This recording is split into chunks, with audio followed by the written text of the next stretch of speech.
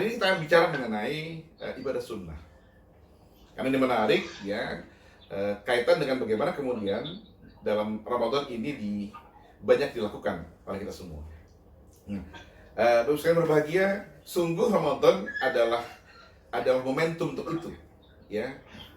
Bagaimana Ramadan itu menjadi sarana untuk membiasakan diri kita semua dengan ibadah-ibadah sunnah, gitu kan. Nah, dalam konteks ilmiah, saya kira bagaimana proses sebuah pelatihan itu sudah membuktikan betapa ketika pelatihan dilakukan dengan simultan secara baik, gitu ya, maka sungguh dalam 21 hari sebetulnya akan ada perubahan bagi diri kita sekalian, ya, dalam waktu 21 hari. 7 pekan pertama, 7 pekan kedua, 7 pekan ketiga. Sementara Ramadan 30 hari, jangan lupa, ya. Nah, jadi dalam konteks itu maka sebetulnya harapannya ada perubahan dari kita semua dalam mensikapi seluruh ibadah kita sekalian, ya. 7 hari pertama itu sebuah penyadaran. Makanya boleh jadi katakanlah dalam 7 hari pertama seperti ada kekagetan, ya, dalam diri kita sekalian, gitu ya, yang nggak biasa sholat sunnah duha, ya, sunnah duha nggak biasa, tiba-tiba dibiasakan. Mungkin di awal ada kekagetan, ya. 7 hari yang pertama itu biasa dalam proses sebuah pelatihan. Nah, 7 hari kedua itu sungguh merupakan proses apa? Setelah kemudian dia kebiasaan, yang kedua adalah proses mulai ada, ya, menuju kepada internalisasi, gitu. Jadi tadinya kemudian dibiasakan, mungkin ada sedikit pemaksaan, gitu ya. Yang kedua sudah mulai, ya, merasa nyaman, merasa enak dan sebagainya. Dan 7 hari ketiga, ya, secara teori pelatihan itu kemudian dia akan kemudian menjadi apa? Menjadi bagian dari diri kita sekalian dan kemudian menjadi kebutuhan di alam bawah sadar kita semua. Jadi ada perasaan kebutuhan itu muncul. Itu di alam bawah sadar kita sekalian. Nah, jadi pasca 21 hari sejatinya kemudian ada perubahan dalam diri kita semua setelah melalui tahapan ini. Nah, Ramadan sesungguhnya bukan hanya 21 hari, dia bahkan 30 hari. Jadi sejatinya ada ketika kita membiasakan sebuah perbuatan, ya, yang sunnah dalam Ramadan, pasca Ramadan kemudian kita terbiasa untuk menjaganya. Nah, sekarang saya bertanya, ya, selama Ramadan ada ibadah yang paling disukai atau banyak diminati oleh masyarakat ketika Ramadan, khususnya pada malam hari. Apa itu? Tarawih. Ya. Tarawih itu kan entah kenapa menjadi sebuah momentum yang begitu dinikmati oleh banyak pihak, ya. Untuk yang anak-anaknya mungkin sarana untuk mungkin bercanda dan segitu, ya, dan sebagainya kan. Tapi uniknya kemudian meskipun katanya penuhnya hanya di awal, terus kemudian lelah di tengah, di akhir penuh lagi, itu lain soal. Tapi intinya adalah tarawih menjadi ibadah yang sangat menarik pada bulan Ramadan dan kita semua menikmatinya, gitu kan. Nah, saya bertanya, tarawih itu ibadah wajib atau sunnah? Jawabannya sunnah. Ya. Tarawih itu ibadah sunnah, ya, yang artinya lagi-lagi dikerjakan dapat pahala, ditinggalkan, nah, ada muncul tidak apa-apa, gitu kan. Nah, tapi kan semangat bertarawih luar biasa, ya kan? Semangat untuk setiap kita bertarawih luar biasa, gitu. Nah, makanya Rasulullah sendiri ya, dalam mencontohkan bagaimana tarawih itu dilakukan, itu beliau sangat berhati-hati. Hari pertama beliau keluar dari rumahnya, ya, dan para sahabat mengikutinya. Wow, berbondong-bondong sholat. Hari kedua beliau kemudian keluar dari rumah dan sahabat mengikutinya. Karena sahabat begitu senang ketika beliau dengan Rasulnya, gitu. Kata Rasulullah, wah, ini kalau aku seperti ini tiap hari, jangan-jangan kemudian masyarakat nantinya menganggap ini sebagai sebuah kewajiban, kata Rasulullah. Makanya kemudian pada hari berikutnya beliau tidak keluar dari rumahnya, kemudian sahabat sholat tanpa Rasulullah. Nah, Rasulullah ingin mengajarkan bahwa ini bukan sholat wajib loh dalam Ramadan, tarawih itu, tapi sebuah ibadah sunnah. Hanya berbahagia, ibadah sunnah, khususnya tarawih, begitu diminati. Ya, boleh jadi karena tawaran Allah kepada kita semua. Ketika Ramadan adalah bulannya yang Allah melipat gandakan amal-amal kita semua, subhanallah, luar biasa. Sehingga kita termotivasi begitu. Nah, sejatinya kalau kita kemudian selama Ramadan terbiasa untuk melaksanakan ibadah-ibadah yang sunnah, maka harapannya pasca Ramadan kebiasaan ini gak selesai. Alhamdulillah, Ramadan selesai, berarti ibadah sunnah selesai. Kan nggak begitu difahami. Ya. Tapi bagaimana kemudian justru terpenting adalah menjaga ibadah ini. Ya. Tidak meremehkan ibadah ini. Ya. Karena kemudian kita telah terbiasa kemudian melaksanakannya. Nah, pada pagi hari ini kita ingin coba mengulas kembali, memperjelas kembali, memperkuat kembali betapa kemudian sholat tarawih itu kemudian memiliki arti penting bagi kita seorang muslim. Nah, kan harapannya sebetulnya setelah kemudian kita terbiasa sholat tarawih, ya, pada isya dan sebagainya, maka sesungguhnya kita sedang diperkenalkan oleh Allah, dibiasakan untuk apa yang disebut sebagai sholat malam, gitu kan? Nah, terkait sholat malam ini kemudian Allah memberikan beberapa bahasa yang nampaknya berbeda, begitu kan? Nah, mari kita buka pertama di Quran surat 17 surat Isra ayat ke-79. Ya, surat Isra surat 17 ayat ke-79. Di ayat ini Allah menggunakan istilah tahajud, ya. Wa minal laili fatahajjat bihi nafilah. Surat 17 ayat ke-79. Maka di sebagian malam, ya, hendaklah kalian bertahajud sebagai ibadah tambahan, ya, buat kalian semua. Jadi ibadah, ya, wa minal laili fatahajjat bihi nafilatan lak asa ayyab ataka rabbuka maqaman mahmuda. Ya. Jadi tadi berbahagia sekali lagi bahwa tahajud ini adalah wajib bagi Rasulullah SAW. Ya, bagi Rasul adalah wajib, tapi bagi kita umatnya itu adalah sunnah. Ya, tapi harapannya Ramadan ini kemudian kita kemudian diajarkan betapa sunnah itu, ibadah sunnah itu, ya, ibadah sunnah itu nilainya luar biasa dari Allah Subhanahu Wa Taala, khususnya salat malam. Kita bahas sekali lagi.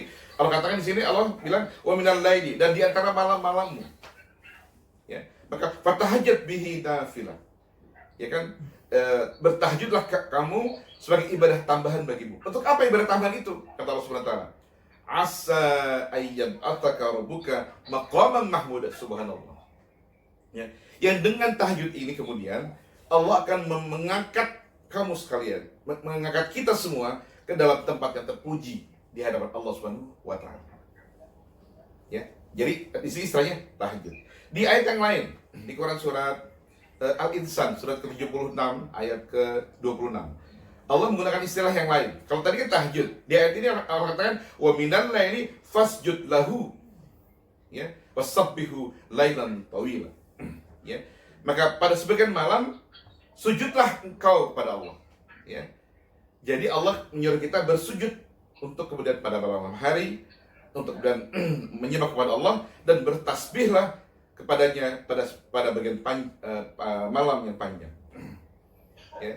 Jadi kalau tadi Allah bicara dengan bahasa tahajud, di sini istilahnya kemudian sujud. Nah, di ayat yang lain Allah tidak menggunakan istilah tahajud atau istilah sujud, tapi kemudian di Quran surat Muzammil surat ke-73 ayat ke-2 dan 3, di sini Allah kemudian setelah di ayat pertama Allah katakan ya ayyuhal muzammil, Allah kemudian memanggil Rasulullah yang sedang berselimut, gitu ya. Kemudian Allah katakan qumil laila illa qalila. Ya, qumil laila, ada bahasa qiyamul lail. Bangunlah untuk salat di malam hari meskipun sedikit. Ya, di ayat yang kedua nisfahu aw inqus minhu qalila. Jadi sebagian malam setengah atau lebih daripada itu.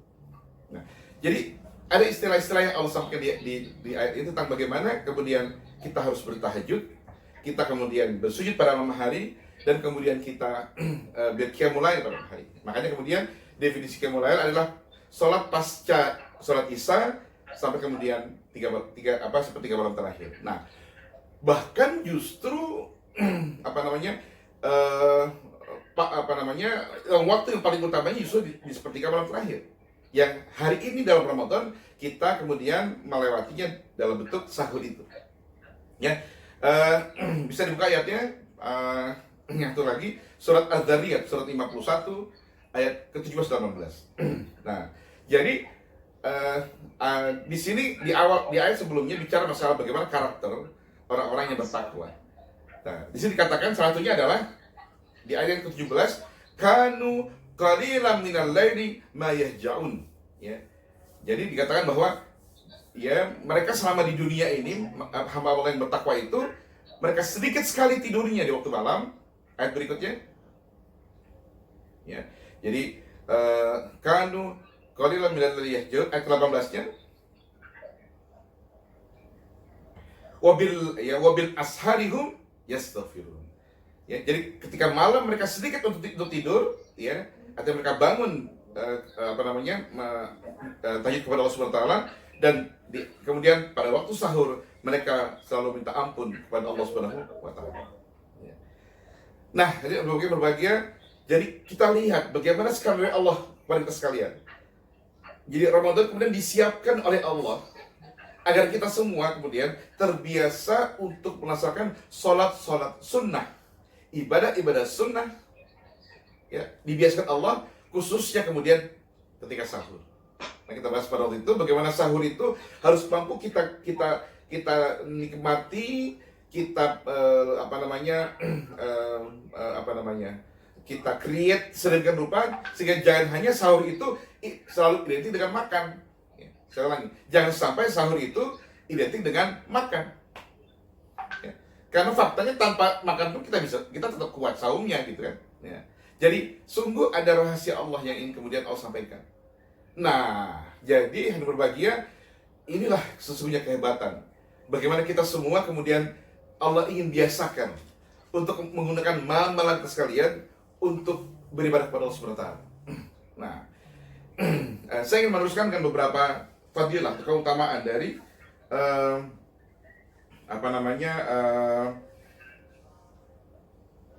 sholat malam ini. Jadi apa keutamaan atau fadilah dari sholat malam ini? Ya, jadi yang pertama bahwa sholat malam yang kita lakukan ini atau sholat tahajud ini atau qiyamul lail ini yang meskipun sunnah, ya bukan wajib tapi sunnah buat kita semua, ya, adalah sholat yang paling utama. Ya, sholat sunnah yang paling utama setelah sholat fardu. Ya. Jadi, insya Allah ketika kita kemudian dalam Ramadan mampu menjaga sholat sunnah kita, ibadah sholat sunnah kita ini dengan baik, maka mari kita biasakan untuk kemudian kita jadikan sebagai bagian daripada waktu-waktu kita setiap hari. Ya, agar tidak hanya kemudian beribadah sholat malam, bertahajud, bertarawih hanya pada saat Ramadan saja, ya. Karena kita bukanlah hamba-hamba Ramadhani. Kita adalah hamba-hamba Rabbani. Kita adalah hamba-hamba Allah yang insya Allah akan taat kepada Allah dan ibadah kepada Allah bukan hanya pada bulan Ramadan, ya. Justru malah yang sulit adalah menjaga hasil ibadah kita pasca Ramadan. Nah, jadi yang pertama bahwa kata Rasulullah, justru sholat sunnah yang paling utama, ya, setelah sholat wajib adalah sholat tahajud ini. Makanya mari saya dan kita semua dan seluruh keluarga, kalau sudah kita terbiasa selama Ramadan ini, mari kita jaga betul agar waktu-waktu sahur itu, ya, memang kita betul manfaatkan untuk istighfar kepada Allah Subhanahu wa taala. Wabil asharihum yastaghfirun. Orang-orang yang ketika waktu sahur kemudian menggunakannya untuk kemudian minta kepada Allah Subhanahu wa taala permintaannya. Karena kemudian Allah janjikan kepada kita semua saat seperti malam terakhir Allah turun dengan para malaikatnya, ya. Kemudian untuk melihat siapa hamba-hambanya yang berdoa kepada Allah, ya, yang minta kepada Allah, Allah akan penuhi, ya, Allah akan kabulkan. Yang takut kepada Allah akan Allah ampuni dosa-dosanya. Subhanallah. Jadi mari kita menjadi hamba Allah yang bertakwa, yang mampu kemudian membiasakan dan menjaga sholat malam kita. Yang kedua, bahwa sholat malam merupakan kebiasaan orang-orang soleh. Tadi sudah dibahas surat Al-Dariyat ayat 19. Jadi ciri orang soleh seperti itu. Ya, walaupun itu ibadah sunnah, tapi bagi mereka ibadah ini adalah ibadah yang kemudian mampu menjadi sarana untuk kemudian berdialog langsung dengan Allah SWT. Ya, bisa dibayangkan hari berbahagia kalau ibadah yang lain boleh jadi katakanlah kita pada situasi yang tidak kondusif, banyak orang ramai dan sebagainya gitu kan. Jadi kurang romantis gitu ya. Kurang romantis karena ada dalam hiruk pikuk keseharian. Tapi kalau sholat tahajud, ya, kita hanya berdua dengan Allah Subhanahu wa taala. Ya. Istilahnya zaman Rasulullah bertahanus dengan Allah. Ya, kemudian minta kepada Allah. Subhanallah. Sangat romantis sekali. Ya, sangat indah sekali momennya gitu. Dan hanya kita dengan Allah Subhanahu wa taala. Sehingga harapannya kemudian menghilangkan potensi-potensi penyakit hati berupa riya. Wah, sholatnya karena ingin dipuji, sholatnya karena ingin dilihat. Na'udzubillah, tidak. Ya, sholat tahajud mampu kemudian kita diajak kemudian terus membersihkan hati kita semua, karena kita langsung berada Allah Subhanahu wa taala dan kita bisa langsung meminta kepada Allah Subhanahu wa taala. Lalu yang ketiga, ya, bahkan Rasulullah SAW berpesan kepada sahabatnya. Di sini dikatakan adalah Abdullah bin Amr bin Ash. Abdullah bin Amr bin Ash. Itu kemudian Rasulullah mengingatkannya agar tidak meninggalkan sholat malamnya. Ya. Jadi Rasulullah ini bahkan mengingatkan, berpesan pada sahabatnya, dalam hal ini adalah Abdullah bin Amr bin As, agar tidak meninggalkan sholat malamnya. Subhanallah. Karena Rasul tahu betul bagaimana kemudian manfaat, faedah, ya, bagaimana keuntungan, keberkahan sholat malam ini. Dan yang terakhir, maka khusus di bulan Ramadan yang mulia, sholat ini menjadi sebuah hal yang dibiasakan, didawamkan. Jadi artinya, mari jangan sampai ketika Ramadan kali ini kita tertinggal dengan sholat tarawih. Jangan sampai, ya. Apalagi kita sedang kondisi PSBB, kondisi seperti ini, lockdown seperti ini, kita ada di rumah, ya, pasca Isya dengan keluarga, langsung kita lanjutkan dengan sholat tarawih. Jangan sampai ketinggalan sholat tarawih di bulan Ramadan ini. Mudah-mudahan dengan 4 keutamaan itu, dengan 4 hal itu, kita menjadi hamba Allah yang semakin termotivasi, ya.